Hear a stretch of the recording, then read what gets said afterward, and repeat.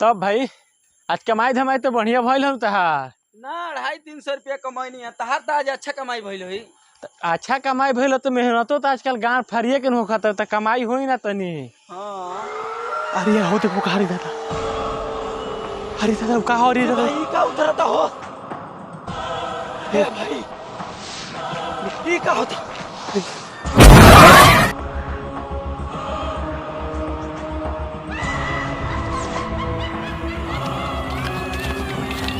कहाँ बा तुम खर भेड़िया कहाँ बे? ए भाई हाँ भौतिक पे क्या होता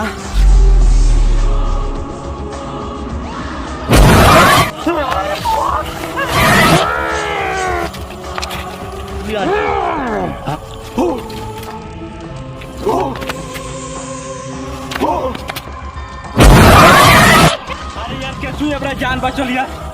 चलो भाई चल।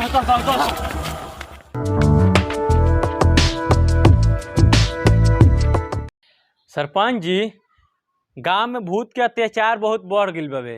एकरा पर कुछ करे के पड़ी ना तो पूरा गांव बर्बाद हो जाई। समझता रह ना। तो बड़ी गंभीर समस्या भय गले गांव के। कुछ ना कुछ तो कर ही पड़ते। सरपंच जी ये भूतवा के उपाय ना करता न तो गांव समाज के गांव मार के टूर कर देता। बात तो चाचा ठीक है कह रहे, उपाय तो करे पड़ते हो। सरपंच जी का लाड़ उपाय करी हन इनकर तो भूत के नाम सुन के गाड़ी में लाड़ मने गाड़ फाट के हाथ में आ जा। अरे नहीं रे बाबू तोरा हमारा बारे में पता नहीं होले। हमारा चाचा सुरमा के मार के ठीक कैली हो। सुन अना बना रही तो खाए ले मकोई 7 सियरवन चरबन हो बाघ के मारी मारी करे ने बिछाना सिंह जो है तुम्हारे पाकल दाढ़ी। अरे भूत भूत भूत भूत ओह नो क्या ने भूत होले रे तोनी कहां भाग रहे कुछ तो नहीं होले डरपोके हैं का तोनी सब रे। आहे आहे कहां भाग रही है तू सब। नो नो नो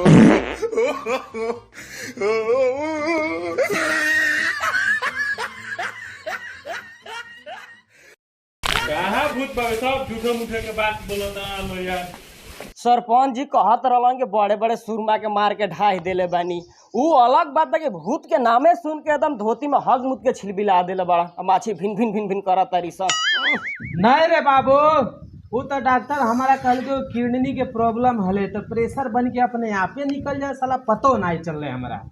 अब कथिला तो नहीं मुंह ताक रहे जाए अपने अपने घरे हम जा रहे धोती होती साफ करते साला बहुत गंध मार।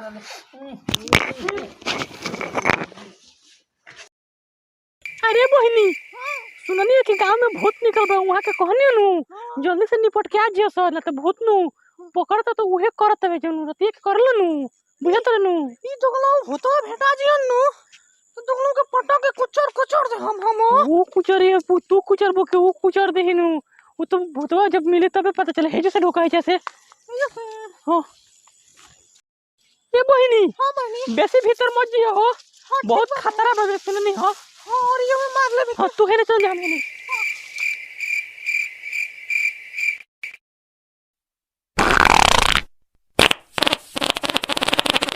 ए मोहिनी अरे राती के का खइले रहलू हो इतना गम का देला बड़ू छी राम राम सुनी ना छोला बनो रहल है रोटी जोलू ओए खोइनी ये तो तनी सरवा ढेर गे सो गइल बाटे वो तनी कम आवाज तनी कम आवाज करी नहीं तो भूत सुन ली।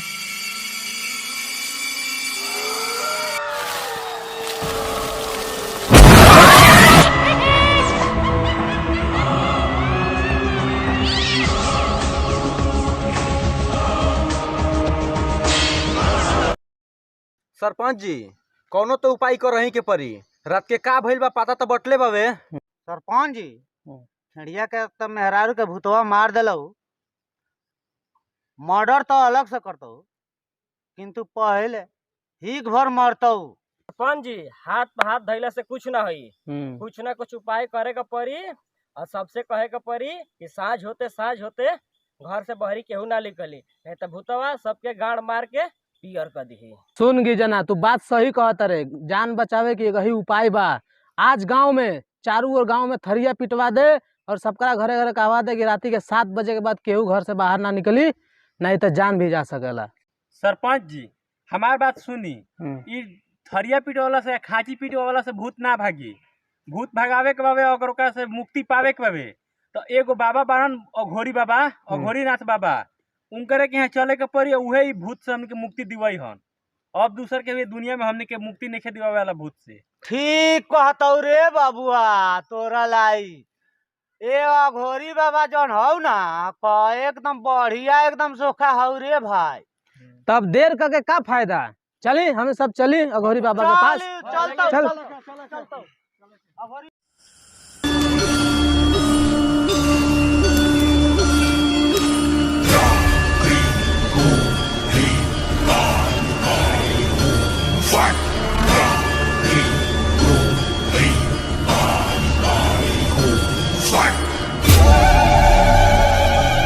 अघोरी बाबा की जय हो, अघोरी बाबा की जय हो, अघोरी बाबा की जय हो।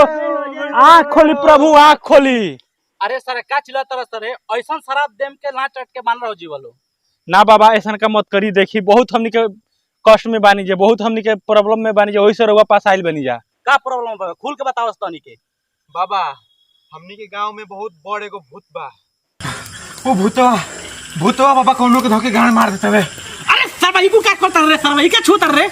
हां बाबा भूतवा कोनो उपाय बताई ना भगावे के, कैसे भगावल जरूरी बा ओके। हमनी के गांव परेशान करके रख देले बा बाबा, भूतवा बहुत तंग करता है। रुक जो बच्चा, अबे अपन देवी ज्ञान से पता लगा के हम बतावता नहीं। ओम क्रीम क्राम क्रीम क्राम क्रीम क्राम क्रीम क्राम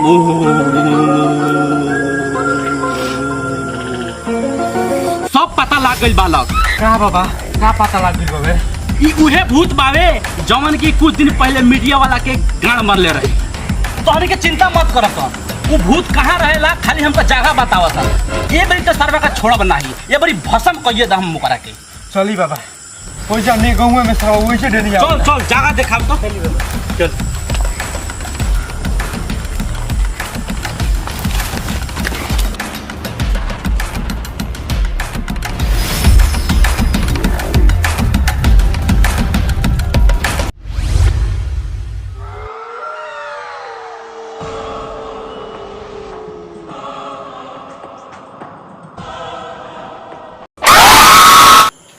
बाबा ये उ जगह हो जहाँ जोखरा के मरले रहे भूतबा। आ ये एरिया में हमेशा रहेला आदमी केहू ना केहू के मारत रहेला। तोहनी के टेंशन मत लसन, हम आ गइल बानी नु। अबे सरवा का धक्का पटकत नहीं जाके, तोहनी के घबराए के बात नहीं के, ठीक बा। चलो तो चलो जा, कहाँ रहता सरवा दिखावा सो करेगा तो। ओम ह्रीम क्रीम काली काली को कट्टे वाली आ जाए एकदम इसका बचन जाए ना खाली आ जा काली एक काली निकाल।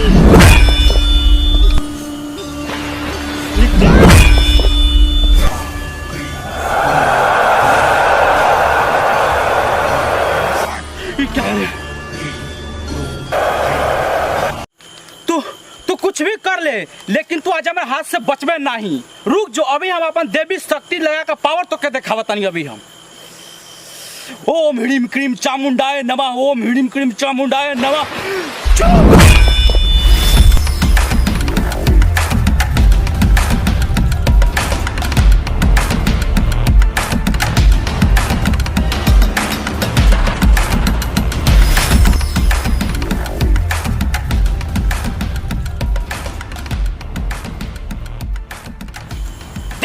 तू कुछ भी कर ले और कितना भी रूप धारण कर ले, लेकिन आज तू हमारा हाथ से बचबे नहीं।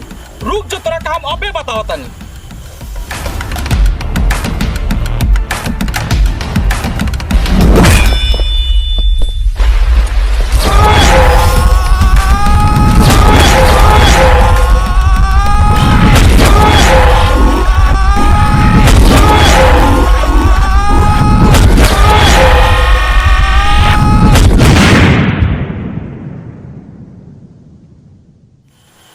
तानी के गांव भूत से मुक्त हो गई। हम ओकरा का जला के भस्म कर देले बनी अग्नि में। आज के बाद तानी के गांव में वो दिखाई ना दी। बाबा राउर बहुत बहुत उपकार बई गांव पर, हमेशा राउ ई गांव में गुणगान आदमी गावत रही। जब तक ले जिए का हमने के कुल खानदान तहार मतलब हमेशा बड़ाई करत रही। बुझाई नहीं तहारे एहसान कबो आदमी ना भुलाई। एकदम जा सब निश्चिंत रहा से एकदम जाके भूत तनी के गांव में साया भी ना पड़ी भूत के। जा से भाग, जा से खुद रहा था गांव में जाके।